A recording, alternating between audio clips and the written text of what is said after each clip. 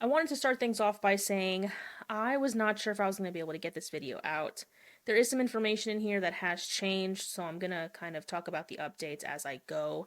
There are obviously fires happening here in Southern California that are affecting me, that are affecting my neighbors, and obviously affecting other residents within SoCal. I'm grateful that the fires haven't made their way entirely near my home. I haven't had to evacuate. I've just been dealing with power losses. So with that, everything that I'm about to say is a script that I wrote before chaos ensued.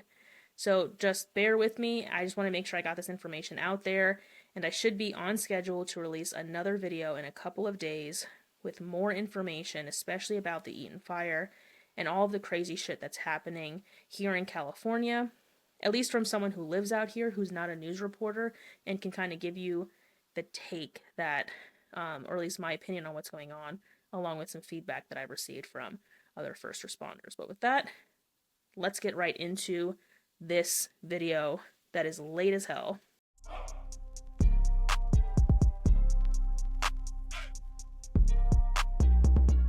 Where do I even begin? This year started as a bloodbath. What I want to do is reveal some information to you that may or may not have found its way to your screens. Now, at the time of filming, everything I am about to tell you has been confirmed by various sources, both independent and federal. Starting with our warfare segment, as many of you are aware, Matthew Livelsberger, a Green Beret from Colorado Springs, Colorado, is believed to have used his Turo-rented Cybertruck as a VBID, or vehicle-borne improvised explosive device, which ignited in front of Trump Towers in Las Vegas, Nevada. As of right now, there are no casualties, but there were 7 people that were injured. I wanted to break this down real quick. So we have a Green Beret, one of the most capable human beings on Earth, trained to carry out missions that safeguard this nation. This highly skilled individual uses a vehicle that has been advertised as bulletproof, which, if you didn't know, usually works in both directions. So if you let off a round from the inside, it probably won't get out, depending on the caliber. He fills it up with fireworks and some random explosives, and basically just drives it to Trump Towers, where he allegedly shoots himself with a .50 caliber Desert Eagle handgun, which is one of the largest caliber handguns you can get legally. And for what reason? Well, shortly after this event occurred, Sean Ryan hosted Sam Shoemate from Terminal CWO, who is a retired Army intel officer, who now runs this satire social media account. Matt apparently sent multiple messages to both Sean Ryan and Terminal CWO, who's Sam. Sean never saw those messages because he has millions of followers, but Sam Shoemate and Terminal CWO, right, his page, they did see Matt's messages and all of the comments Matt was leaving on, Terminal CWO post. After going back and forth with Matt on Instagram DMs and Signal chats, Sam finally coordinated with Matt. Matt finally emailed Sam an email, which I'm not going to read to you, but I'm going to post the email on the screen so you guys can see. Now, some information has been redacted, not by me, but by Sam Shoemate, because it contains information about active federal law enforcement agents and active duty members of the military. So on top of this letter surfacing, we're also told that the body in the vehicle was burned beyond recognition. They were able to find a military ID and passport, which was used to, quote, identify the body. DNA from the remains were compared to that of Matt's son, and apparently they didn't match.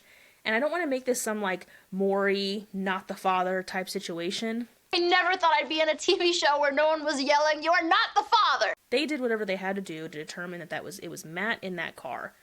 So let's recap real quick. So let's recap the first wave of information that we were given. Sometime in December, Matt tries to get in touch with Sean, Pete Hegseth, and Sam Shoemate's Terminal CWO. In the interview on Sean Ryan, Sam does mention that Matt was hoping that Sam would take this information and give it to Pete Hegseth and Fox News and Sean Ryan. Basically a variety of conservative news outlets to try and blow the whistle on what he is saying is war crimes. Then, on January 1st, this incident occurs. January 3rd, we get the DNA results. So a few days after all of this, after the DNA results come back in, Las Vegas PD, ATF, and all the other 3-letter agencies that are assisting with this, they start to release video footage. So we see Matt buying the stuff that he's using to commit this crime. We see Matt covering his Cybertruck, dousing it in gasoline. We now have CCTV recordings. Prior to that, Matt and Sean come up with this elaborate theory, which at the time seemed relevant. But this is the statement I wrote when I was originally writing this script, and I'm going to read it exactly how I have it here, because I laughed when I was reviewing it today, because I was right on the money, and I want to share that I was right on the money with you. This is originally what I wrote. Now here's what they believed was going on, meaning Sean Ryan and Sam Shoemate during this podcast. They believed Matt was becoming more vocal about his concerns, and he got the government's attention. This might be because he started talking to civilians about these war crimes. Was there some, monitoring or surveillance going on? Probably. Most service members understand that they're the government's property. Then, Matt rented this truck and started to accumulate things that warranted other agencies to get involved, like Homeland, since he was exhibiting signs of someone who might do something bad. Then, again, this is their theory, then he shoots someone the same age, build, and race as himself, right? Matt goes and commits this crime. So Sean and Sam do not believe that Matt was the driver or the body found in the Cybertruck. They believe Matt pops this person in the driver's seat, sets the Cybertruck to autopilot, and has the truck drive to Trump Towers. Now, I don't know if the self-driving feature is capable of doing this, so it's a bit of conjecture on their part. While this is a possible scenario, there are a lot of possibilities. I am also certain that we are not aware of all of the evidence, and because of that, there are a lot of theories circulating. What I just said, that statement, is what I originally wrote. We now know that it is very likely that Matt was the driver of the car. I am not too sure how they were actually able to confirm that it was in fact Matt, like if there was some other DNA that they used to scientifically prove, I guess. We'll say that. I hate throwing the science word around, but essentially that's what I'm getting at. Them using an ID on somebody, I don't know if we can, beyond a reasonable doubt, right? It's kind of what I'm getting at. I don't know if we can say that body is Matt's because he had Matt's ID. It seems like a weird way to try to prove something, especially in this day and age with all of the technology that we have. There was also a theory that the letter shared by Sam on the Sean Ryan show was fake. So this letter that Matt allegedly sent to Sam, people are saying is fake. Now, there's one person in particular, Ryan Macbeth, who said that the entire thing is fake in what can only be described as a grown man crying on social media, and not in a constructive way, and not in a vulnerable way, right? That we would love to see, right? We would love to see people talking from the heart. But homeboy got on to his podcast and basically was like, you disrespected my army, and got real weird about it. It was uncomfortable to watch. It was secondhand embarrassment, but it was only an 8-minute video, and the entire time I was thinking, yo, someone tell this guy to turn his camera off. It seems like he got very emotional and jumped online, apparently. I don't know about anybody else, but in the heat of the moment, my first instinct isn't to jump in front of a camera. Maybe if I had 1 million subs, but not even then, I doubt that. So I took this video with a grain of salt because this guy is a government contractor. In the first 2 seconds of the video, he tells you he is an Intel drone contractor. So my name is Ryan Macbeth, retired infantryman, current software developer. I also work on drone software and ISR software, along with contracting where I found bad guys, and you get the idea. So I'm really good at finding people. I know a little bit about this Intel stuff. So he was in the Army. Ryan Macbeth was in the Army for I don't know how long, and then got out and went to cybersecurity. And now he owns a company that maintains government contracts working on drones. So again, this guy is a government contractor who profits off of warfare. And if you're trying to make the connection, if you didn't pick up what I was putting down, think about the message that Matt was trying to send. He was trying to say that the U.S. was involved in war crimes, which pretty much would cut the money supply from this Intel expert, Ryan. True Intel and cybersecurity experts know that it is entirely possible, using open source intelligence, to figure out that email was legitimate. There's actually a guy, I'll post a video in the comments, who did that. He did it on his YouTube channel and showed just by taking the email address, the Proton email address, he was able to confirm that it was in fact Matt Livelsberger. So I would probably say Ryan Macbeth is not the expert he claims to be. He's obviously good at what he does if he's able to maintain government contracts and hopefully keep the government happy. not really saying a lot for anybody who's ever been a government contractor. There's a lot of recycling of garbage, if you will.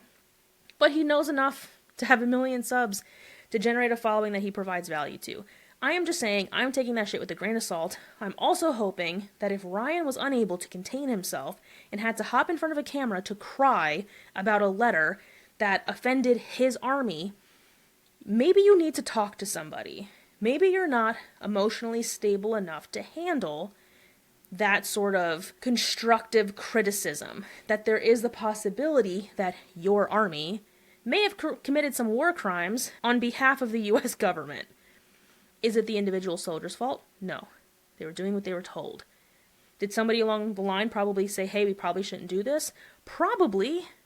But you know what? The government won, as they always do. So in my advice to all of you wonderful people that are listening me go on my own personal rant, trust no one, but keep in mind of who has the most to lose if what Matt is saying is true. If the government did indeed kill civilians in these airstrikes and potentially commit war crimes that were swept under the rug by the Biden administration, and if that's true, who has the most to lose? As of today, Sam's shoemate is now backpedaling and saying that Matt was having some sort of mental break. Sam speculates that this is because Matt either stopped taking his meds or possibly changed his meds. Here's my thing, and here's my criticism of Sam. Now, it's not his fault what happened, I'm just going to say that up front. I would just say that if it was me, I might have handled this a little bit differently. And I'm going to say might because I'm not Sam. I didn't receive the message from Matt. I don't maintain a social media channel that has hundreds of thousands of subscribers.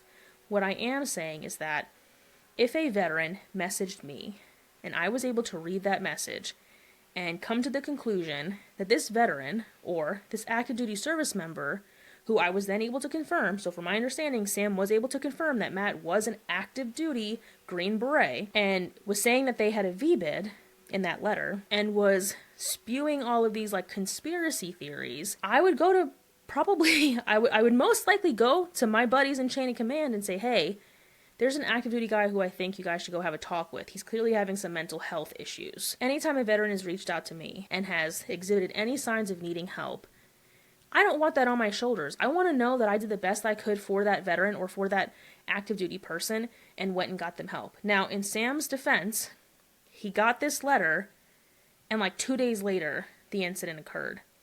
So there wasn't a ton of time. I am just questioning the events after and how Sam handled that situation, which is another reason why I think it is incredibly important that if you need help and if you are having any ideations, that you should seek professional help.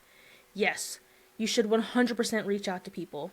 But if you feel like you're not getting the support that you need, please go to a professional. There's the Cohen's Veteran Network. There's the Department of Veterans Affairs. There's your chain of command. And don't get me wrong, if you're active duty, I can understand feeling like you don't have the support from your chain of command. There are other resources out there. Don't reach out to a platform that has 4 million views and think you're going to get any help. Now, did Matt think he needed help? Probably not. He was just trying to spread the word. And with that, I'm going to leave all of the resources I have for this investigation in the description so you can make up your own mind. That's just my 2 cents on the matter. I, for one, would not get in front of a camera and have an emotional breakdown.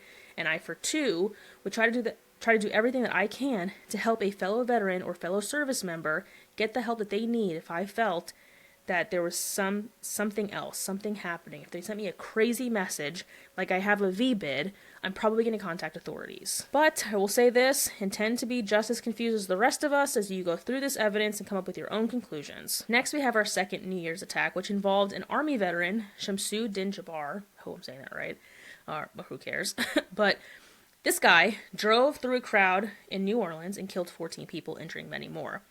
Despite his service and deployments to Afghanistan, he pledged his allegiance to the Islamic State, or ISIS terrorist group. I don't know if it's ISIS. Islamic State is like the name of headquarters and all their little shops, all their little franchises of little franchise terrorist groups have their own names, ISIS being one of them, if you didn't know. There's an Islamic State of Afghanistan, there's an Islamic State of Libya, and if you don't know what I'm talking about, then you should probably get a copy of this book. It's not my book.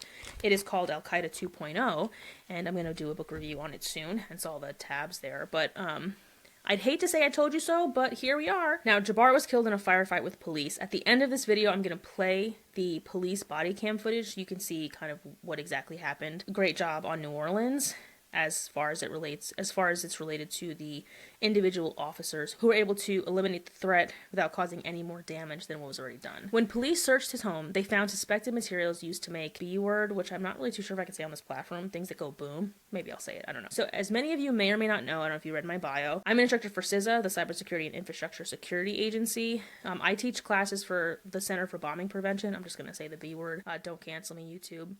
So if your organization wants this free training, let me know and I will get you scheduled. My job is basically to teach your supervisors, who can then teach everybody else in the organization kind of what to look out for and how to stay safe. For example, if you work at a Home Depot in New York City and someone comes in and tries to buy 100 pounds of fertilizer, that's weird. No one's farming in Brooklyn. So, these are the things that we want to look out for. I teach you all about bomb-making material. Do I teach you how to make these things? No. Teach you what to look out for. Like, hey, if someone's buying this stuff, you might want to let somebody know.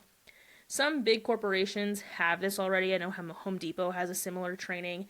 This one is from the federal government. If you're a police officer, you get post-CEUs. If you are anybody else who's looking to obtain CEUs from CISA and other organizations like FEMA, for example, you can get some of those from this class. In order to sign up for the class, you have to have a FEMA student identification number.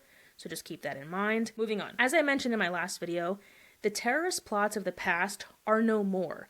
The bad guys publish their handbook basically. Like headquarters publishes this handbook and expects their franchises to follow suit.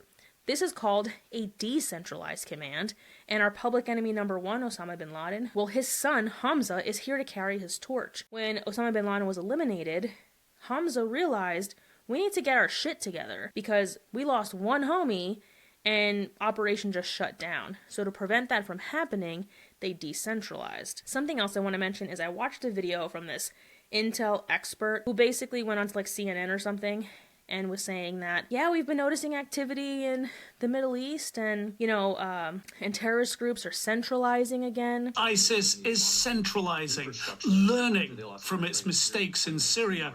They integrated a lot of their provinces together under this general directorate of provinces. So there's a bit more coordination on the global level within its network. In the Mideast, the ISIS brand is apparently still attracting supporters, like these three Omanis in one of many such ISIS propaganda videos the terror group posts. Their bloody bounce back began several years ago, gaining temporary global attention, killing 13 US troops as coalition forces pulled out of Afghanistan. When I tell you I was so pissed, because this homeboy was a foreign policy guy, right? Foreign policy and intel are very different, right? Maybe you have a degree in foreign policy and you get into intel. All I have to say about this is, to me, that was CNN with their tail tucked. Because folks like Sarah Adams, true intel experts, have been screaming from the rooftops, yo, do you guys see what's happening over here? Do you see what's happening in the Middle East? Maybe we should tell the American public, and maybe we should start to prepare for what's to come. Instead, nobody listened to her, and they were basically like, shush. Don't you shush me, right? Everything's good, nothing's happening over there. And after New Orleans, now they're like, oh yeah, I guess you're right. So they bring on some schmuck. I shouldn't call him a schmuck. I don't really know who this guy is. But you know what I mean. They bring on this guy when in reality, they should have asked for Sarah Adams. But they didn't because they know that she's been trying to tell them this and they haven't been listening to her. So that was a fuck up on the news outlet's part. But I'm not surprised because they're here for the clicks and the views. They don't give a shit about the information that they're pumping out. Hence the reason why I started this podcast. Moving on. Now, I know the Vegas story seems to be outshining the New Orleans story, but both of these stories are incredibly important, and I believe we need to prepare. This week I'm going to be releasing an in-depth guide to preparedness, so subscribe if you want to see that, please and thank you. I know I've already did an emergency preparedness kit, and with all of the fires and everything that's happening, a preparedness kit I feel is warranted, and I hate that it's a reactive video now. It was meant to be a proactive video based on all of the events that occurred on New Year's. Finally, onto our wellness segment. As many of you are aware, I have worked in the health and fitness space my entire life. That being said, I have obviously struggled with my weight. Now, it's no excuse. Yes, I had some mental health stuff going on. Yes, I was diagnosed with PCOS, but those are not excuses, at least not excuses for me. So I will be posting my workout every day to my Instagram story.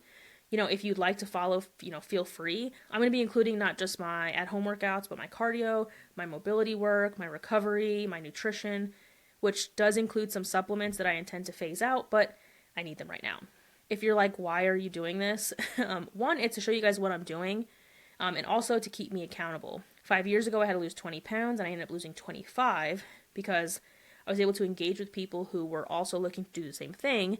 And since I post exactly what I'm doing and my exact workouts, people were able to follow along and lose weight with me. Now, I gauged this success, at least back then, when I lost 25 pounds, by something that I call evening abs, which, again, is how I measure my fitness level. This basically means, and I'm coining this term right now, evening abs. For all my friends who know me, you've heard me say this, I am coining this shit. Those abs need to be popping, baby! This basically means that I had abs in the evening, which, for anyone who has ever had morning abs, like you yawn or take a sip of water and that shit just goes away. So having abs throughout the day and in the evening and not being a professional bodybuilder is pretty cool, or an athlete. Some people can do it. You're genetically blessed. I hate you, but here we are. Now, this is not how I gauge my health levels. Health levels should be gauged by comprehensive blood work, mental health evaluations, etc. All right, moving on. NIH researchers have identified a novel class of anti-malaria antibodies that target a previously untapped portion of the malaria parasite. Published in Science, the study highlights a specific antibody, MAD21-101, for anybody who wants to know, which binds to a unique site on the sporozoite protein outside regions targeted by existing vaccines. This site is conserved across malaria strains and becomes exposed during sporozoite development, making it a promising candidate for new vaccines and treatments. This discovery could lead to more effective prevention methods, especially for high-risk groups like infants, without interfering with current vaccines. Further research will explore the antibody's broader application against malaria and other diseases. Now, I don't ever promote vaccines, but this one's kind of dope, especially in developing countries, and especially if it works with no side effects. Next, an NIH-funded study on mice reveals that aging affects different brain cell types in varying ways. Researchers use advanced genetic mapping tools to analyze over 1.2 million cells, identifying that some cells, particularly hormone-controlling neurons in the hypothalamus, undergo more significant age-related changes in genetic activity than others. These changes include reduced neuron development and increased inflammation-related activity. Cells lining the third ventricle, involved in hormone and nutrient regulation, were especially sensitive to aging. These findings provide a detailed roadmap for understanding how aging impacts brain cells and may inform future treatments for age-related disorders like Alzheimer's. Researchers highlight a potential link between aging, metabolism, and dietary interventions, while emphasizing the need for further investigation into the biological mechanisms underlying these changes, or shit that we've been saying forever. Right, take care of yourself now.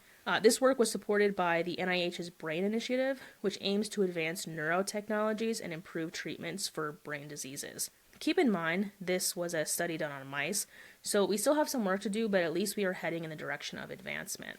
The NIH has assessed the H5N1 avian flu, or bird flu, as a low risk to the general public, but stresses the importance of ongoing monitoring and preparedness. H5N1 has circulated globally since 1996, with recent outbreaks in U.S. dairy cows and sporadic human cases. NIH officials emphasize the need for collaboration among human and veterinary medicine, public health, and occupational workers to manage the threat effectively. They highlight the importance of maintaining strong disease surveillance to monitor viral mutations and assess risk related to person-to-person transmission. Current vaccines and antiviral treatments have shown effectiveness against circulating strains, offering a level of protection, but further development and testing remain priorities.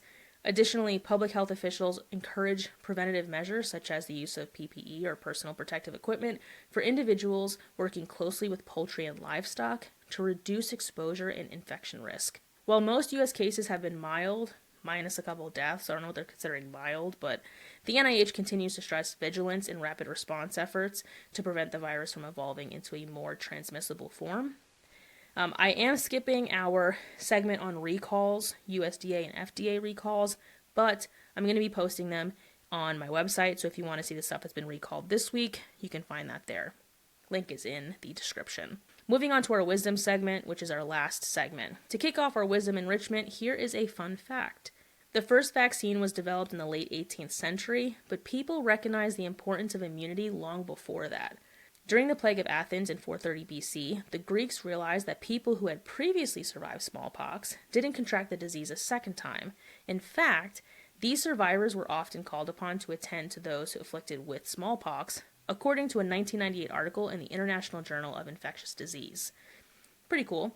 So if you had it and survived, you can go help people who have it now. In the 10th century, Chinese healers began blowing dried smallpox scabs into the noses of healthy patients who then contracted a mild form of the disease, and the patients who recovered became immune to smallpox. Low-key kind of gross, but if it saves your life, cool.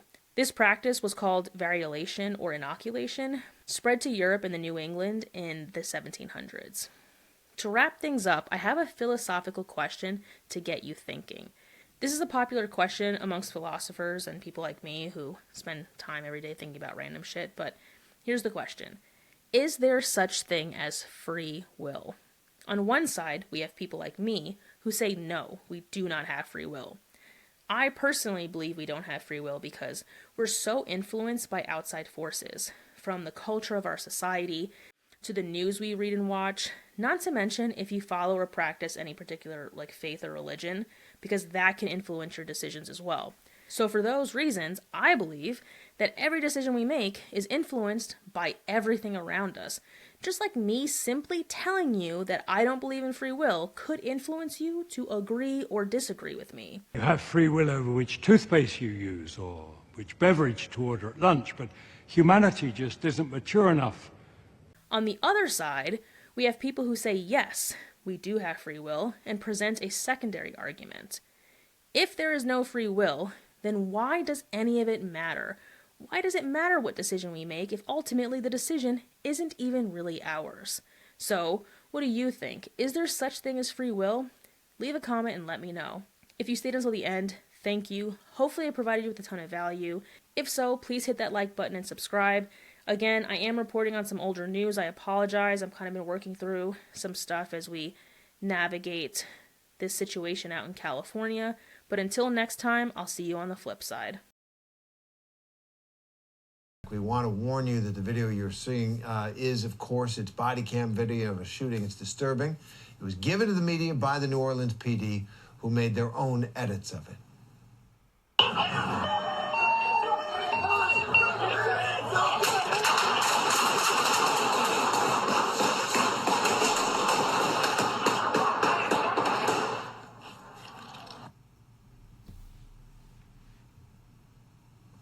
Well, ABC's Morgan Norwood has more on this.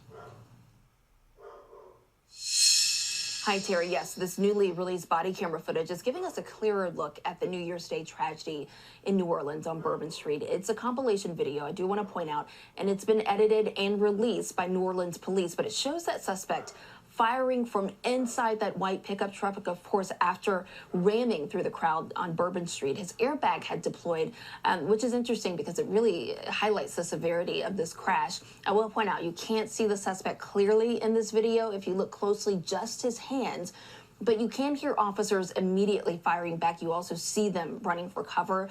That barrage of gunshots ultimately killing that suspect. At one point, police even slowing down the video just so you can see how all of this played out. But during a press conference, authorities are crediting the quick response of officers on that scene there, saying it likely prevented even more casualties, especially since we know the suspect was armed with an assault-style rifle. Authorities describing that situation as chaotic, but says it was handled in accordance with their safety protocols and training. Now let's look ahead, because we know New Orleans is increasing security measures with the events like Mardi Gras and the Super Bowl.